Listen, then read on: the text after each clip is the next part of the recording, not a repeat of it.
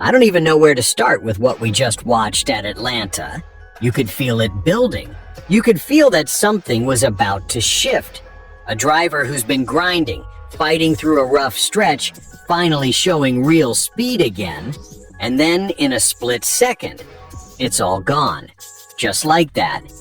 This wasn't just another racing deal.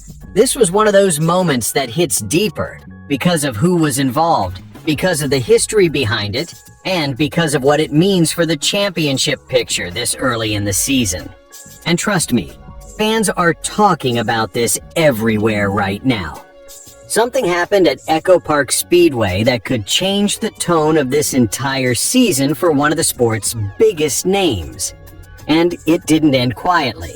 Before we break it all down, if you're a real NASCAR fan who lives and breathes this sport every single weekend, go ahead and hit that like button. Subscribe to NASCAR Nation Report. We're a new channel trying to build something special, and our first goal is 5,000 true NASCAR fans riding with us. If you care about this sport the way we do, you're in the right place. So here's where everything flipped. We're talking about Kyle Busch at Echo Park Speedway during the FR8 Racing 208 weekend. And coming into Sunday, the vibe around him actually felt different. Just one day earlier, he grabs his 68th win in the NASCAR Craftsman Truck Series. 68. Let that sink in. That's dominance. That's Kyle Busch doing Kyle Busch things. So heading into the Cup race, you could feel a little momentum building. Like maybe this was the weekend the slump finally cracked. He rolls off 14th in the NASCAR Cup Series race. By the end of stage 1, he's up to 7th. The car looked fast. He was moving forward. That number 8 Chevrolet had life. And then lap 125 happens. Coming off turn 2, Kyle admits it himself. He didn't get the cleanest exit. He said, "I didn't get the best of exits off of turn 2 there." He mentioned the car was a little crossed up.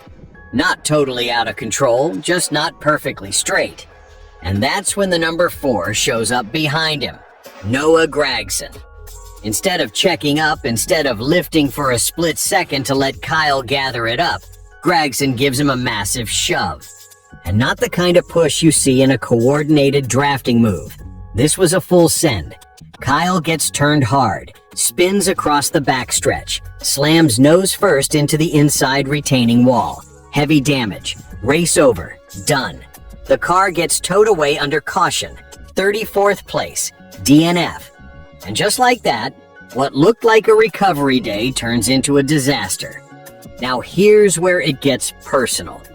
This isn't just two random drivers. Gragson used to drive for Kyle at Kyle Busch Motorsports back in 2017 and 2018. There's history there. There's a relationship there. And Kyle did not hold back. He said it was perfect timing for the 4 car to just ram him as hard as he could instead of checking up, making sure he was straight, maybe hitting him softly. And then he dropped the line that really tells you where his head's at. It's just what they all do. They just all run through you. Doesn't matter if you're aimed the right way or not. That's frustration. That's a veteran who feels like respect is disappearing on these super speedway style tracks. Now thankfully, Kyle climbed out of the car on his own, went to the infield care center, got evaluated and medically cleared. So physically, he's okay. That's what matters most. But standings-wise, this hurts. He came into Atlanta 14th in points after finishing 15th at the Daytona 500. Not amazing, but steady. After this crash, he drops to 24th in the championship standings. That's a big swing this early in the season. Meanwhile, the race itself ends in absolute chaos, double overtime, and Tyler Reddick steals the win in dramatic fashion. Huge day for Reddick. Massive contrast to what happened to Busch. And here's the bigger picture. Kyle Busch's Cup drought continues. That's the part nobody wants to ignore. The Truck Series win showed he can still dominate. The speed in Stage 1 proved the Cup car can run up front, but the results just aren't coming together when it counts. And now, there's tension added to the mix. Because when former teammates collide like that, especially with history, that stuff lingers. You don't just forget it.